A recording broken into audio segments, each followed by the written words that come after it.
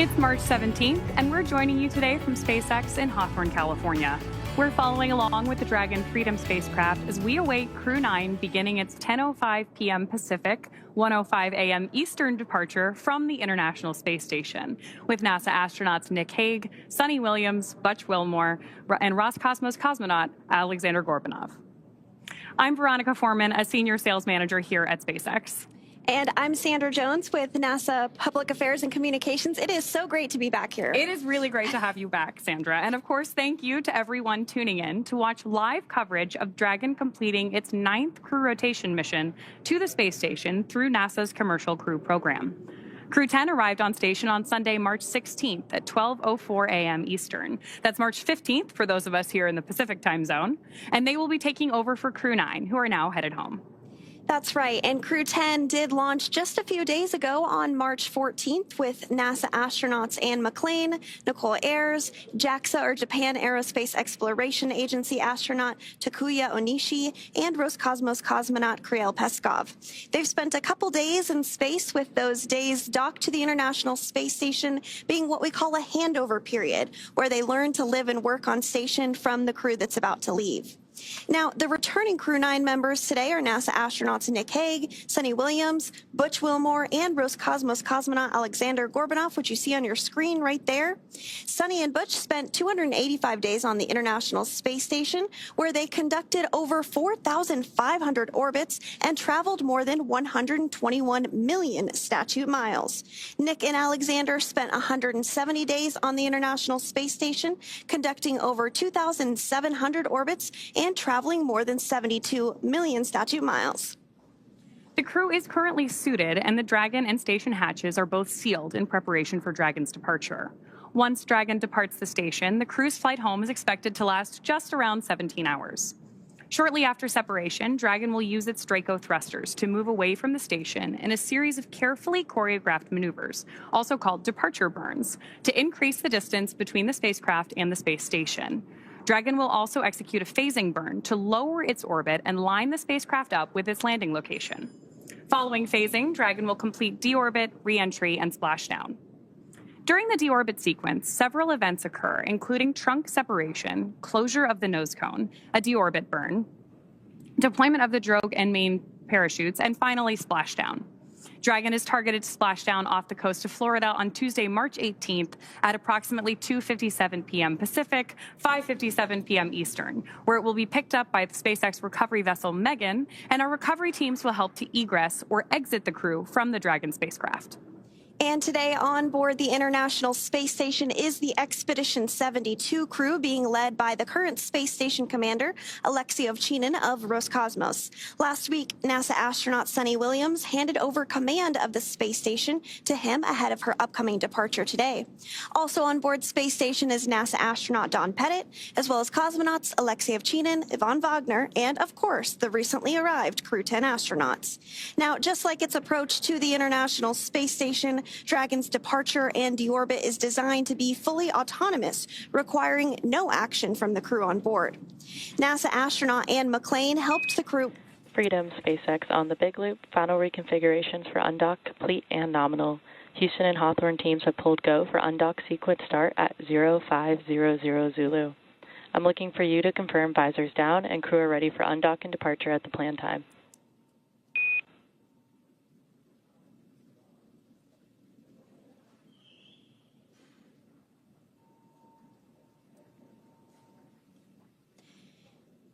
And we did just hear confirmation that the team in Mission Control and the team in Hawthorne did pull go for undocking. We might hear some continued communications. Freedom. Visors are down, and we are go for undock at the planned time. SpaceX copies. Crew are configured for undock. And so that was the voice of NASA astronaut Nick Hague, who is the commander of Dragon, giving the confirmation that they heard the go. So good news, we are continuing to progress down the timeline today for an undocking at 10:05 p.m. Pacific time here in Hawthorne. Now, Mission Control in both Houston and Hawthorne will be backing them up today as we step through undocking. And speaking of Mission Control Houston, let's go over to the voice of NASA, Rob Navius at the Johnson Johnson Space Center in Houston to talk a bit about how the station crew have been preparing to send the crew home and what we can expect from here until Dragon departs station. Rob? Well, thank you, Sandra. It's been a busy morning so far. About 2 hours ago, the 4 departing Crew 9 crew members did gather in the Harmony module right at the passageway through International Docking Adapter number 2, which connects Harmony with the Dragon Freedom. They had a final opportunity to say goodbye to one another, a final opportunity for the remaining crew members on the station, members of the Expedition 72 crew, to take photographs. As you see there, Suni Williams and Butch Wilmore were already suited up in their SpaceX entry suits. Once that was completed and the crew floated back into freedom, Nick Hague and Aleksandr Gorbunov also suited up. Now, just for the statistic freaks out there, we can tell you that Williams and Wilmore, whose mission, of course, was extended. They launched back on June 5th aboard the Boeing Starliner spacecraft. Last August, NASA decided to bring them home on the Dragon Freedom spacecraft with Crew 9. They will come home with a splashdown on Tuesday afternoon with 286 days in space, a mission encompassing 4,576 orbits of the Earth and 121.3 million miles. But just to put it into context, not the longest single space flights in U.S. history. That distinction belongs to Frank Rubio, who remained on the station for 371 days when his Soyuz spacecraft experienced a coolant leak. He's followed on the list by Mark Vande Hei with 355 days, Scott Kelly with 340, Christina Cook with 328, and Peggy Whitson with 289 days in space.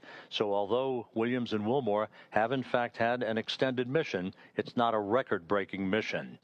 As we stand by for the final procedures to be encompassed here in Mission Control, you're looking at Flight Director Marcos Flores, who is the lead Crew 9 flight director here. To his right is Spacecraft Communicator Tess Caswell, who will be talking directly to the crew during the undocking phase and during the time that Dragon moves toward the approach ellipsoid, that mythical line in the sand where we complete integrated operations and turn over everything to the folks in Hawthorne to bring Crew 9 home for its splashdown in the Gulf of America on Tuesday afternoon. With that, we'll turn it back to you guys in Hawthorne and stand by for undocking. Thanks so much, Rob. Thanks so much, Rob. So as you mentioned, we are standing by for separation, which is set to take place here in a little bit more than 10 minutes. We are tracking a 10:05 p.m. Pacific time, 1:05 a.m. Eastern time departure from the space station. And as we mentioned earlier, just like during its approach to the International Space Station, Dragon's departure and deorbit is designed to be fully autonomous, requiring no action from the crew on board. Departure is typically faster and a little bit easier since the crew won't have to stop at any waypoints like we see when a spacecraft arrives to the space station. Once the undocking sequence is complete, Dragon will use its Draco thrusters to move away from the station in a series of 4 departure burns, which are carefully strategized maneuvers that increase the distance between the spacecraft and the space station. From there, a phasing burn will place Dragon on a trajectory to align it with the splashdown site. At the moment, the crew is suited up as they are during what we call dynamic phases of flight. And we did hear a call out a short time ago for the crew to go ahead and put their visors down ahead of the actual undocking itself. Before they depart the International Space Station, let's take a quick moment to get to know the crew we're bringing home tomorrow for the splashdown rather. U.S. Space Force Colonel Nick Hague is your Crew 9 commander. He was selected by NASA as an astronaut in 2013, and this was his second space flight to the International Space Station and third launch overall. He's spent 171 days in space with Crew 9 and has a career total of 374 days in space. During his mission, he completed a spacewalk with astronaut Suni Williams. That was his 4th spacewalk, earning him a career total of 25 hours, 56 minutes of spacewalking time. Before Crew 9, Hague previously served as a crew member of of Expedition 59 and 60 back in 2019. He flew with Alexei Ovchinin and NASA's Christina Koch, so this is actually his second time sharing the space station with Ovchinin. The Kansas native is a test pilot and distinguished graduate of the United States Air Force Academy. Nick spent 5 months in Iraq in support of Operation Iraqi Freedom, and he voluntarily transferred from the United States Air Force to the U.S. Space Force in 2021. And he is an active colonel. His wife, Katie, is a retired U.S. Air Force colonel, and they have 2 sons. NASA astronaut Suni Williams is a mission specialist for Crew 9. This was her 3rd visit to the space station. She originally launched aboard Boeing's Starliner spacecraft and arrived at the space station on June 6th. Following the agency's decision to return Starliner uncrewed, she became an Expedition 7172 crew member. She logged 286 days in space on this mission. Suni has a total of 608 days in space, earning her the ranking of 2nd most time in space by a NASA astronaut. Former NASA astronaut Peggy Whitson ranks 1st with 675 days in space. Suni conducted 2 spacewalks and has completed 9 over the course of her career, for a total of 62 hours and 6 minutes of spacewalking time.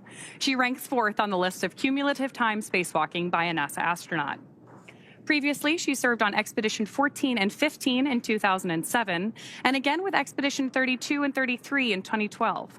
She is a retired U.S. Navy captain and a proud graduate of the U.S. Naval Academy.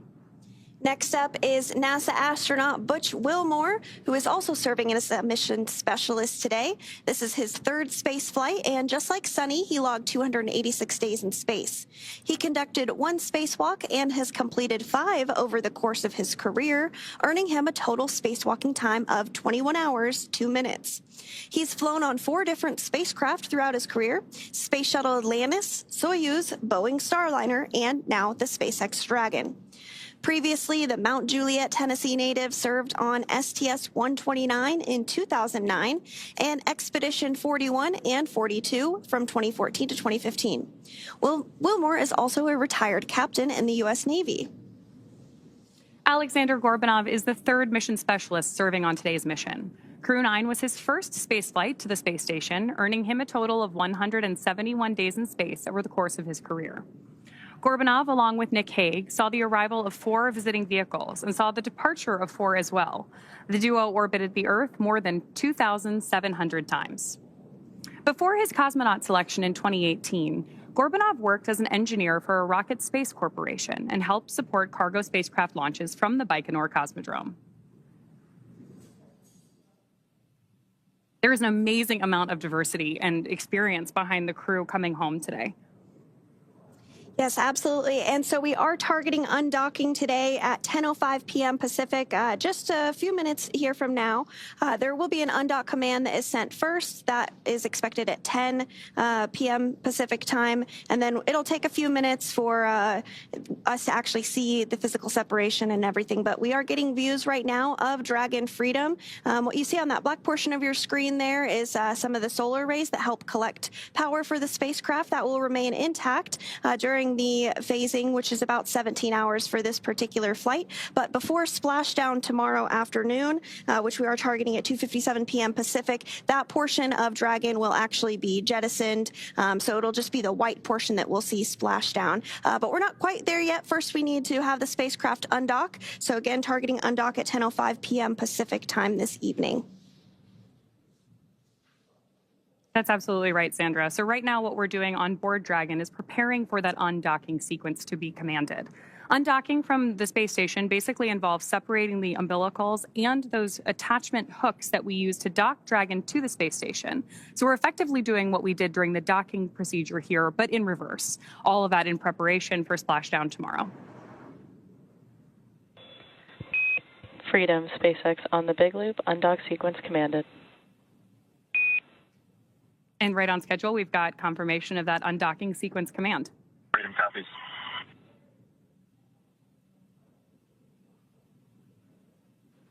Here in Houston in Mission Control, we are now monitoring the demating of the umbilical. This is the mechanism that provided electrical power to the Dragon Freedom during the time it was docked to the zenith or space-facing port of the Harmony module. Originally, Freedom docked at the forward port of Harmony and then back on November 3rd with Williams, Wilmore, Hague, and Gorbunov on board.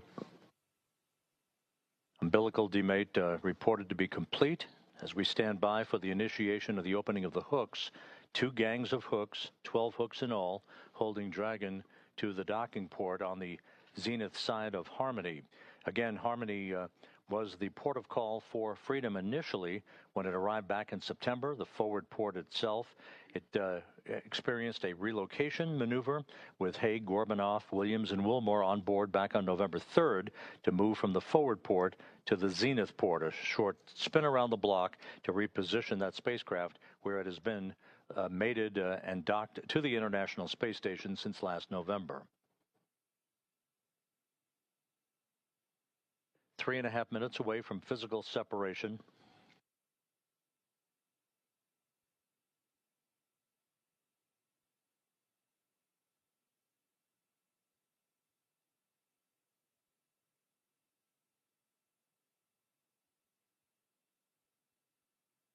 Once the physical separation occurs between Dragon and the docking port on Harmony, it will begin to move above the station at a very slow rate of about 1/10 of a meter per second. Then we'll move behind the station. A series of departure burns will then put it on a trajectory to carry it below the station and on its way to a safe distance away from the International Space Station for its deorbit burn that will occur at 4:11 p.m. Central Time, 5:11 p.m. Eastern Time on Tuesday afternoon to begin the final leg of the ride home for Williams, Wilmore, Hague, and Gorbunov.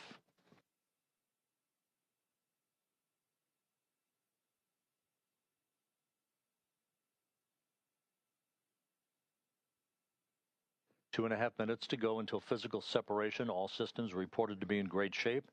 The latest weather forecast off the coast of Florida at the splashdown sites indicates pristine weather for the arrival of the Crew 9 crew on Tuesday afternoon. Open and nominal. The first gang of hooks has opened, standing by for the second. Springs on both sides of the docking interface will push off against one another to initiate that opening rate for Dragon.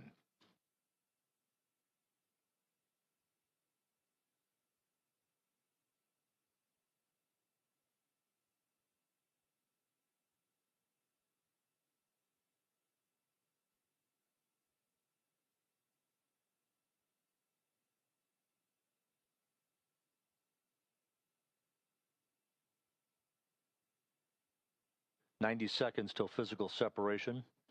Heading into the home stretch for Williams and Wilmore, the beginning of the end for a 9.5-month mission in space.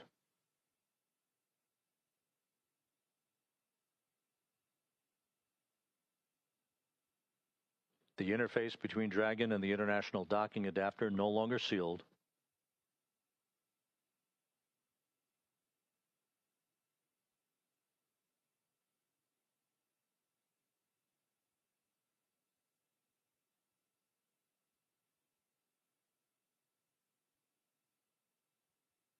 The International Space Station and Dragon flying from southwest to northeast across the Pacific Ocean at an altitude of 261 statute miles.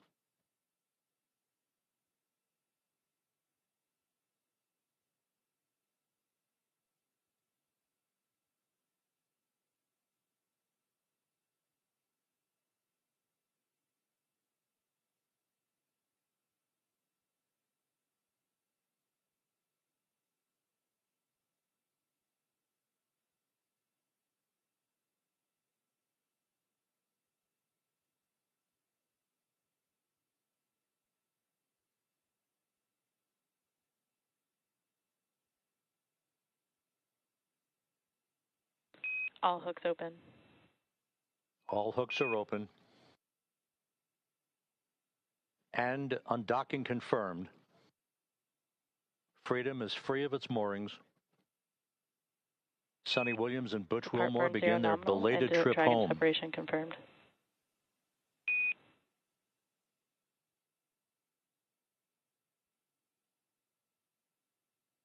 Undocking occurring right on time at 12:05 a.m. Central Time. 1:05 a.m. Eastern Time.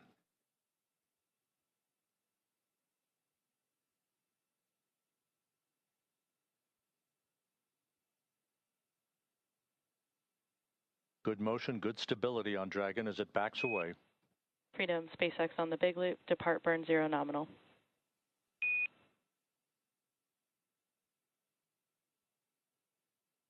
Good opening rate reported by the visiting vehicle officer.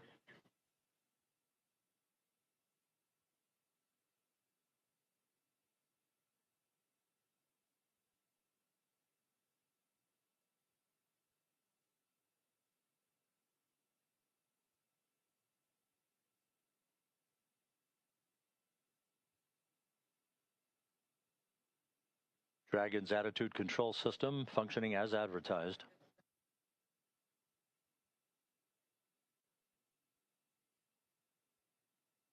Houston, Freedom on the big loop. On behalf of Crew 9, I'd like to say it was a privilege to call station home, to live and work and be a part of a mission and a team that spans the globe, working together in cooperation for the benefit of humanity. To our colleagues and dear friends who remain on the station, Alex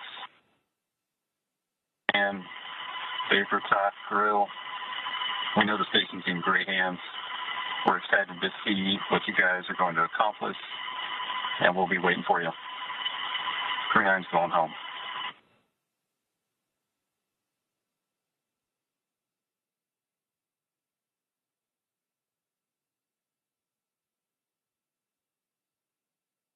Houston Station on the big loop. Step 2, ISS thrusters are verified enabled. To Crew 9, safe journey home. It's been the honor of a lifetime to cross your path up here on Space Station. Your service has been very much appreciated, and we'll miss you, but have a great journey home.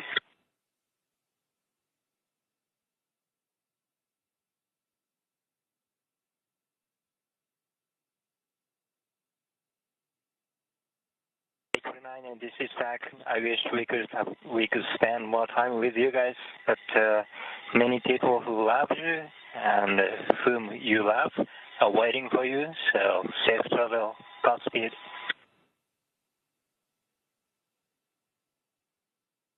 And for crew arrival, we ring a bell in Navy tradition, and for Crew 9, I did a baritone salute as you undocked. Love you guys.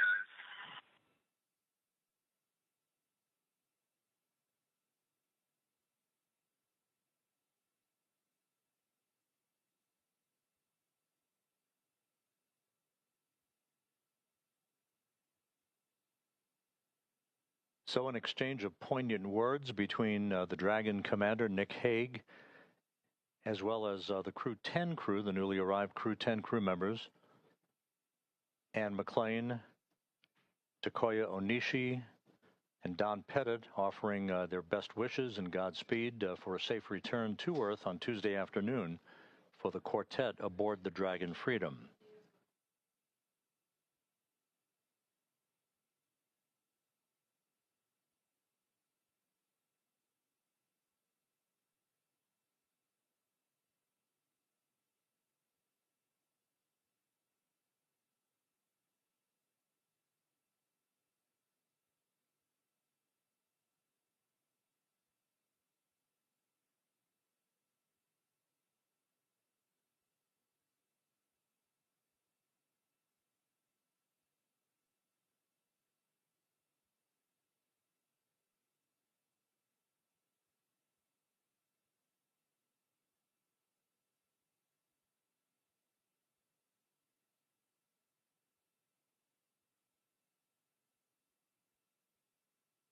Dragon continues an opening rate away from the zenith port of the Harmony module of the International Space Station, undocking occurring just about 5 minutes ago at 12:05 a.m. Central Time, 1:05 a.m. Eastern Time.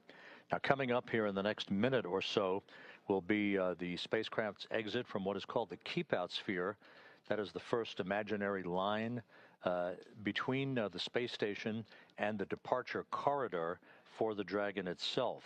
That will be followed by Dragon maneuvering to a Sun communications pointing orientation and to enable better communications between the tracking and data relay satellite system and Dragon's communications capability itself. The approach ellipsoid exit, that basically is the end of integrated operations, where Dragon will cross that imaginary line to move beyond the neighborhood of the station, as it were, is scheduled about 14 minutes from now.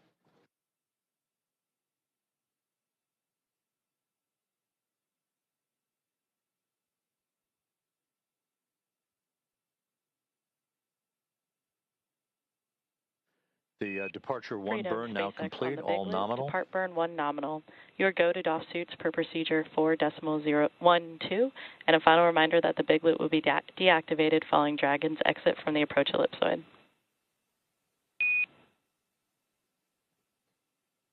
Copies.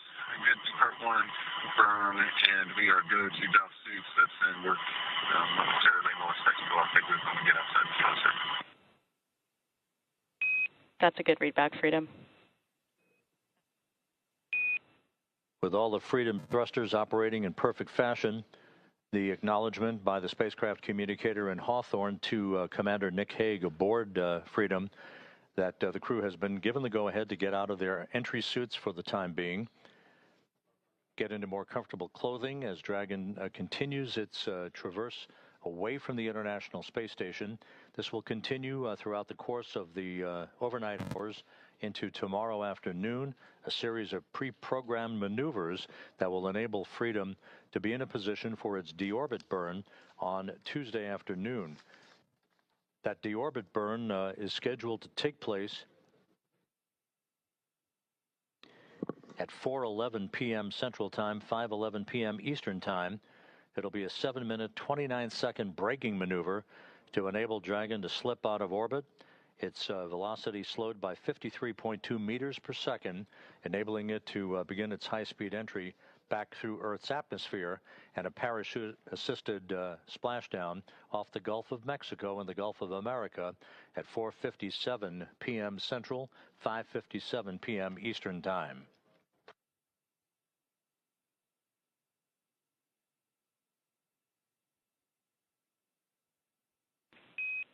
Station and Houston, on the big loop, Dragon has exited the keep out sphere.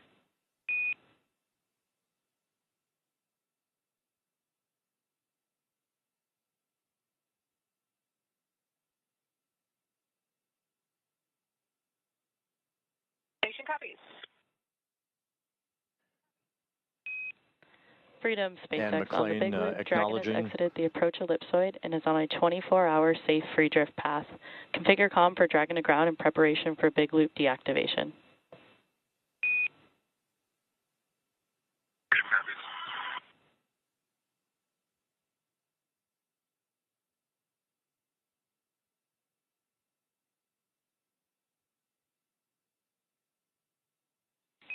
And Freedom, SpaceX on the big loop. Premature call. We have exited the keep out sphere but are still in the approach ellipsoid.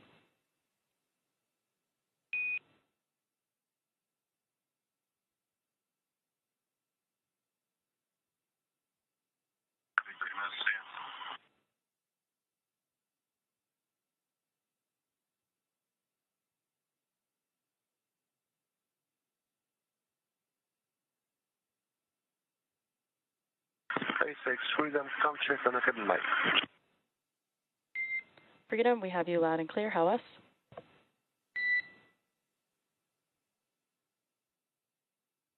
With Dragon having crossed the keep-out sphere, next major milestone will be the exiting of the approach ellipsoid to depart the neighborhood of the station. With that, we'll toss it for the moment back to Hawthorne and Veronica and Sandra. Thanks so much, Rob. As Rob just mentioned, we are now waiting for Dragon to exit the approach ellipsoid, also known as AE, which is another imaginary shape, this time a three-dimensional ellipsoid measuring 4 kilometers by 2 kilometers by 2 kilometers, in the same family as the keep-out sphere. It's one of several safety zones set up to govern visiting spacecraft, either arriving or departing the station. Before moving into the keep-out sphere or the approach ellipsoid, spacecraft have to be configured where they would not cross the imaginary boundary for a set period of time, even if if the spacecraft lost all maneuvering. That's right. And that approach ellipsoid, once we get past that milestone, will be something that we call the end of integrated operations. And integrated operations means that we are talking to each other on the big loop. So we did hear those communications back and forth. The big loop is essentially not only the crew on the International Space Station, the crew in Dragon, but also both Mission Control Houston and in Hawthorne. Hence the name The Big Loop, because they're all working together to make sure that they have common communications during some of these dynamic portions of flight. So again, we are standing by for approach ellipsoid exit at 10:24 p.m. Pacific time. And on your screen there, we are getting a view of Dragon from the International Space Station, now quite a bit smaller than when we just saw a few minutes ago, undocking at 10:05 p.m. Pacific. Also in the line of sight there, we have a small view of the Canada arm, which is a robotic arm that helps do some maneuvering and is utilized a lot during spacewalks on board the International Space Station. So to recap, the hatches between the International Space Station and Dragon were closed earlier today at 8:05 p.m. Pacific, 11:05 p.m. Eastern. Since then, the crew has settled in and is working to take off their spacesuits for their 17-hour journey back to Earth. The joint NASA and SpaceX teams did, of course, poll go to proceed with undocking, and that undocking command was then sent at 10 p.m. Pacific, followed by umbilical retraction and hooks opening, with physical separation taking place at 10:05 p.m. Pacific, as the Space Station and Dragon were traveling 261 statute miles off the coast of Guam over the Pacific Ocean. Dragon then completed 2 of 4 departure burns and has exited the keep-out sphere, and we are now just minutes away from Dragon crossing the approach ellipsoid to set the spacecraft and Crew 9 up for their path back to Earth. Again, Dragon is targeting to splash down off the coast of Florida in the Gulf at 2:57 p.m. Pacific, 5:57 p.m. Eastern on Tuesday, March 18th, marking the completion of a long-duration science and research mission. Great views right now on your screen of Mission Control here in Hawthorne, California.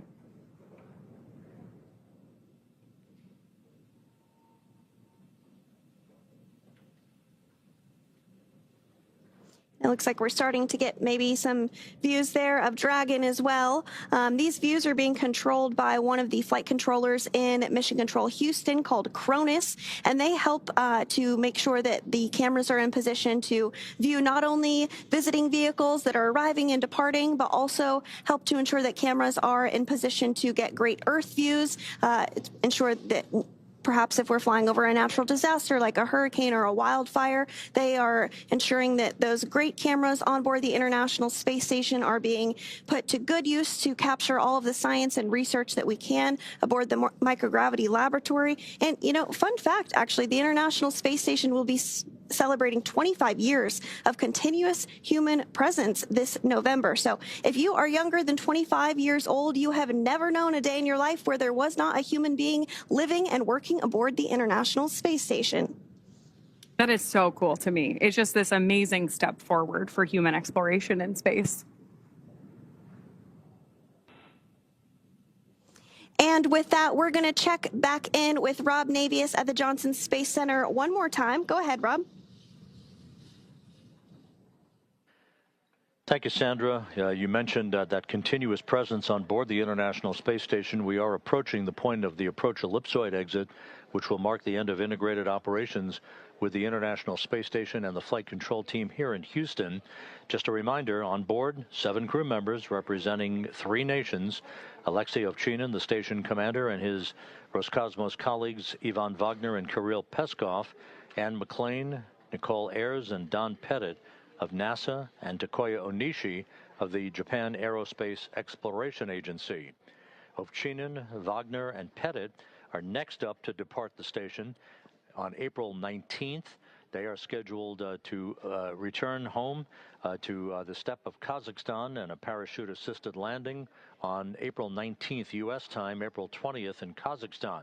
Before that happens, another NASA astronaut, Johnny Kim, along with 2 Roscosmos cosmonauts, will be launching from Baikonur on April 8th as that continuous presence of researchers on board the International Space Station continues unbroken. Sandra?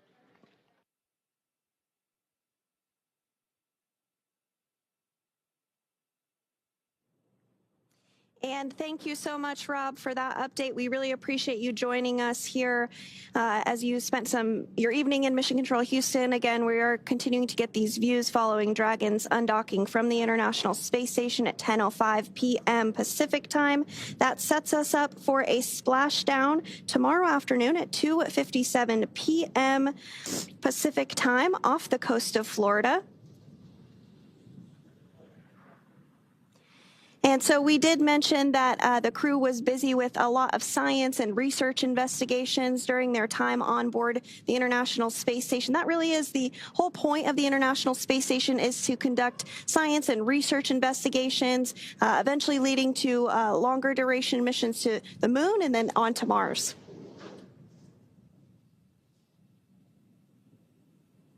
We're, of course, standing by for any further communications from Crew 9 on board Dragon Freedom at this time. But it's a great opportunity for us to comment on some of the amazing science that Crew 9 conducted while they were on board the station. In total, Crew 9 completed more than 150 experiments, conducting over 900 hours of research.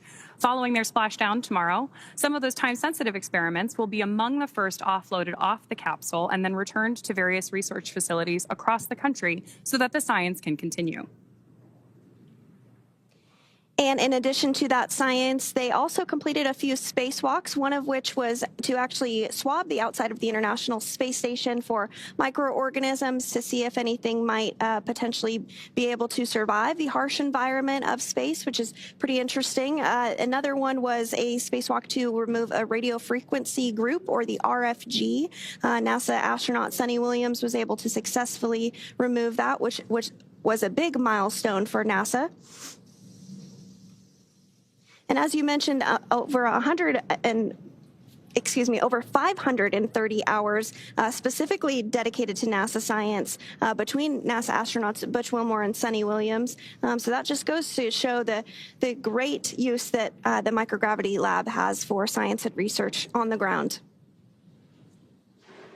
I still can't get over that fact that you shared that it has been almost 25 years of continuous operation on board the ISS. That's amazing. Yes, over 270 Station people. on 2 for PMA 3 closeout photos.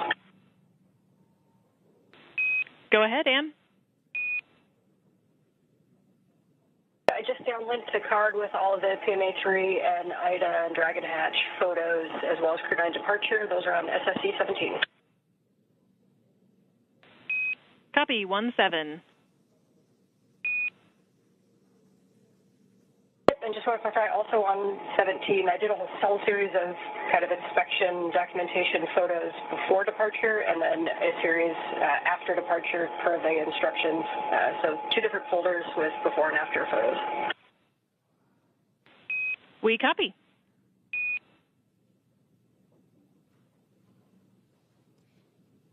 And that was the voice of NASA astronaut Ann McClain, who is still on board the International Space Station, stepping through procedures with the ground to wrap up after undocking, taking some photography of the hatch that the team on the ground will inspect, make sure everything checks out just fine. So we are awaiting the confirmation that Crew Dragon Freedom has exited the approach ellipsoid.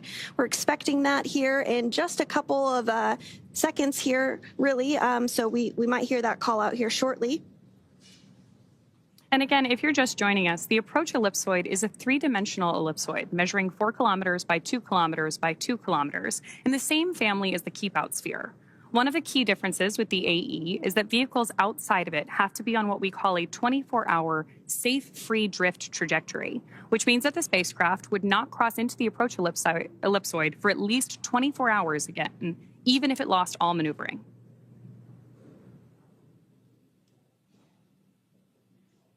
That's exactly right. So we'll continue to stand by for that. Now, you may be wondering, what will the crew be doing during their 17-hour phasing? You did hear the call out earlier that they had to go to doff or take off their spacesuits. So they'll get settled in, have the opportunity to have a meal, and try and get some sleep before their targeted splashdown off the coast of Florida tomorrow afternoon at 2:57 p.m. Pacific time tomorrow afternoon. So we are looking forward to seeing them splash down off the coast of Florida tomorrow. So continuing to stand by for that approach ellipsoid exit. Should be hearing the call out any moment now.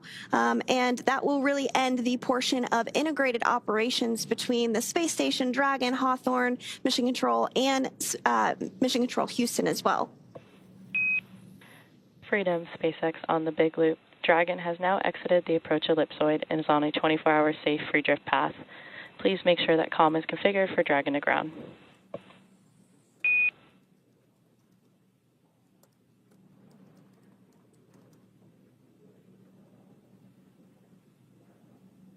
And SpaceX Freedom on Dragon to ground. Understand we're out the approach ellipsoid, 24-hour freedom.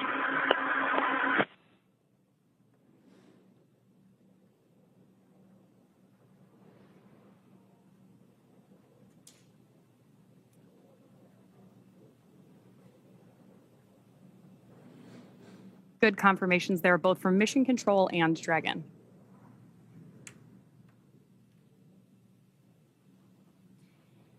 And again, we did hear confirmation that Dragon Freedom has now exited the approach ellipsoid, or AE, which is that imaginary shape that's three-dimensional ellipsoid measuring 4 kilometers by 2 kilometers by 2 kilometers in the same family as the keep-out sphere. So one of the key differences with the AE is that vehicles outside of it have to be on what we call that 24-hour safe free drift trajectory. This means that the spacecraft would not cross into the approach ellipsoid for at least 24 hours, again, even if it lost all maneuvering. With that, Crew 9 has officially departed the International Space Station. As Sandra mentioned, it will take them about 17 hours until they make their way back to Earth. So the crew is currently settling, as Sandra mentioned, for a little bit of dinner, or maybe get their suits off before they take some time to rest before returning to Earth.